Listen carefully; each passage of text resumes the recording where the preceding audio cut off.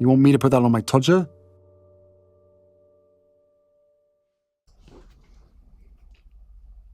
Harry's wife. Meganpedia. Laugh, you'll prolapse.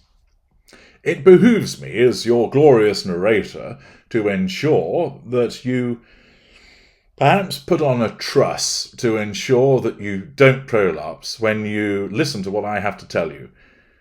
I'm diving into Meganpedia. I've referenced it before. It doesn't look like it's been updated for some time, so perhaps the creator of this place eventually decided, actually, it's pretty toss, isn't it? And I suddenly feel an overwhelming sense of shame. I'm going to crawl away and hide somewhere. However, it's spectacularly entertaining with regard to its slavish devotion to the support of Harry's wife, when all else points to the fact that you ought not to be doing.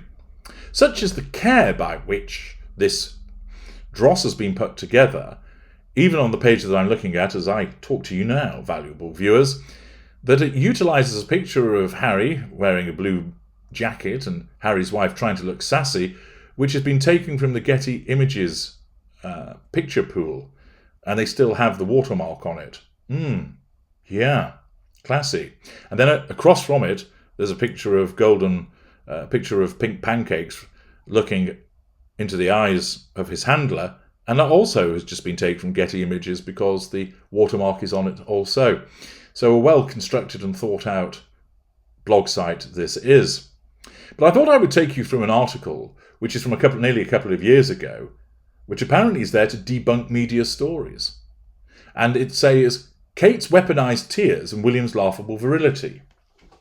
Now, according to Meganpedia, it fact-checks misconception and preconception, so that it's all there about the provision of accurate information, it would seem. But it does so by, of course, engaging in the very type of behaviour that has come to be expected of supporters of Harry's wife, namely, #be kind, but it's all right if we slag other people off.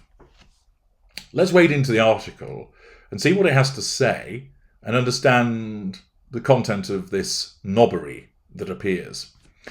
The institutional rigging of the United Kingdom. What the fuck is that when it's at home? What is it, the Mac lads frigging in the rigging? The institutional rigging of the UK. So institutions are rigging the UK, are they? In what way? That it received a thrashing in international public opinion after Oprah's Harry and Harry's wife CBS interview that aired on March the 7th, 2021, with wider international distribution on later dates. I'm not really sure that the institutional rigging of the UK received a thrashing, whatever that is, but rather many people saw that Harry's wife was a liar. The interview was a ratings boon for the television network, with 17.1 million US viewers, 11.3 million in the UK, and the US encore that netted an initial 3.1 million.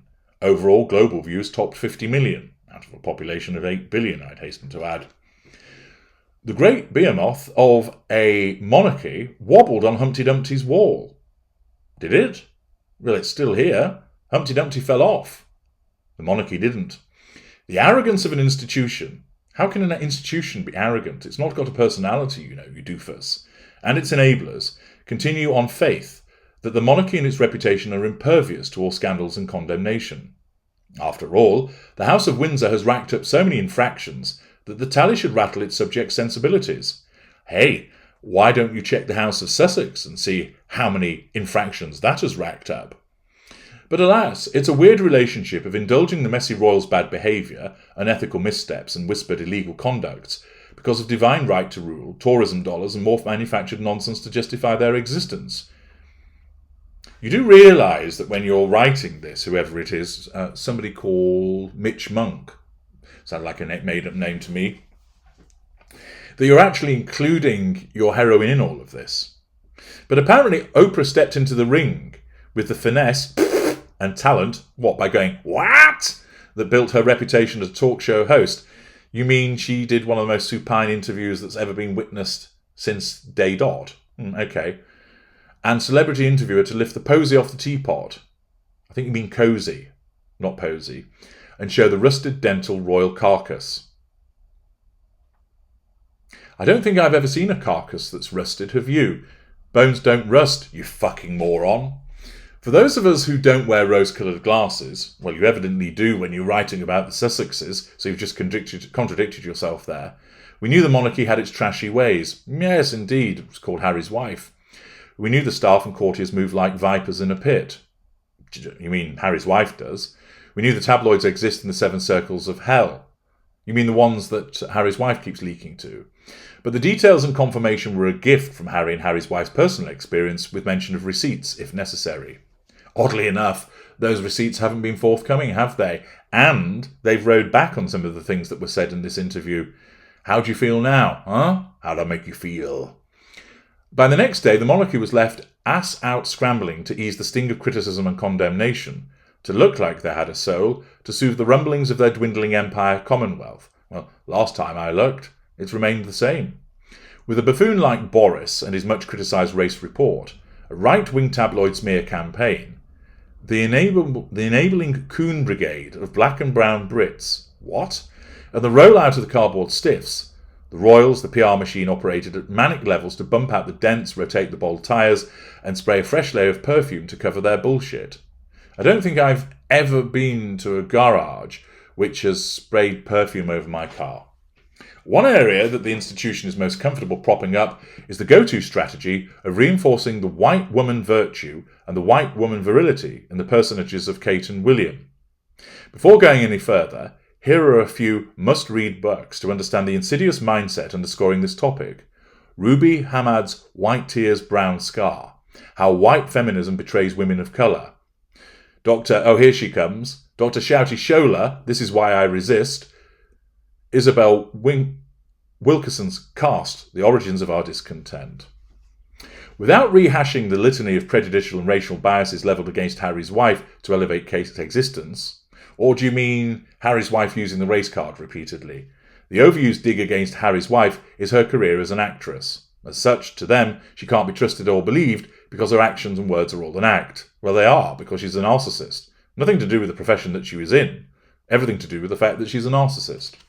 It carries on, wanking on, by stating, that's rich, considering the reality of the British King and Queen making machinations. William, from a young age, was taken aside for his lessons to be king. We know Kate was given and probably still given lessons to transform into Queen material. And public showings of this couple are staged like trained circus donkeys, showing up to entertain the audience. What? And Harry's wife doesn't? There is no such thing as a casual walkabout, not even to a supermarket or a bike ride in the countryside. Public displays of affection are restrained or manipulated for the public. Or rather, what you ought to realise is they don't engage in public displays of affection because they have no need to control one another in the way that Harry's wife does. First, we have Kate, who is transformed into an emotionally repressed, vacuous woman, hoisted onto a pedestal and curated as the white princess trope for little girls to aspire to be and for traditionalists to pine for in their new queen.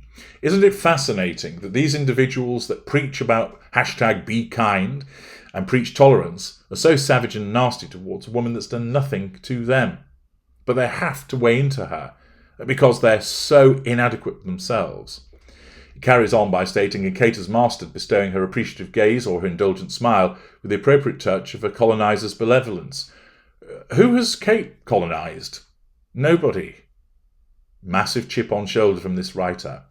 While her plastic smile, far from it, look at the Richter's grin of your heroine instead, can light up magazine covers, it's Kate's tears that can galvanise an adoring nation. Well, at least they're genuine, unlike one tear left eye go.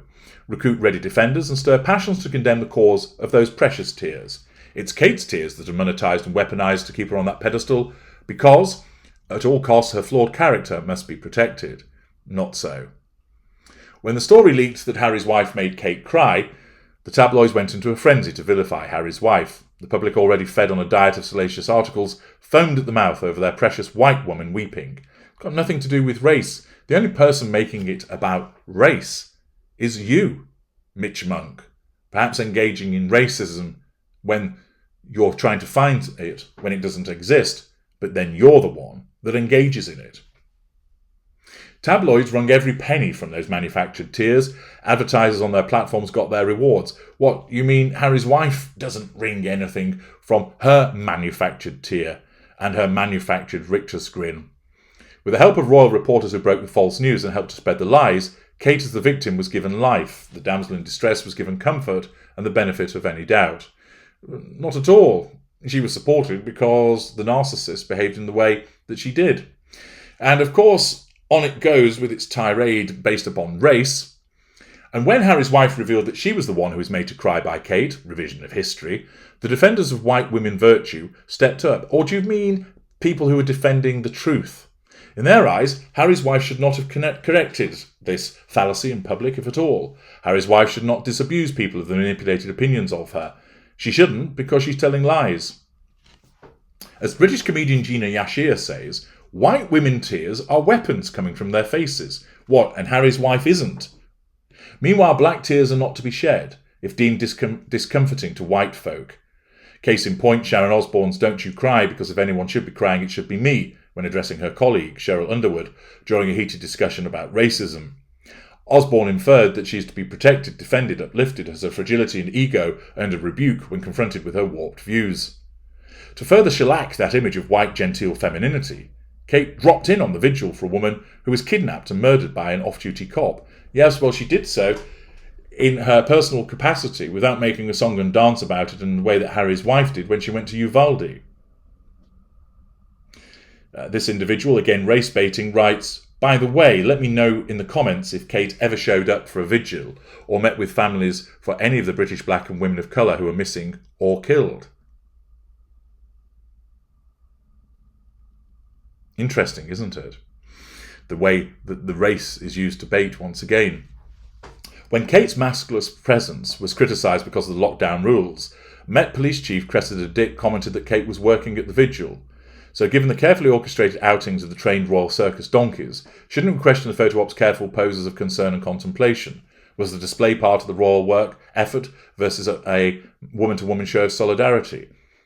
Well, if you're attacking Catherine in this regard, why are you continuing an assault on somebody and making it about race? Kate kept silent during the false accusation against Harry's wife. Well, she did so, yes.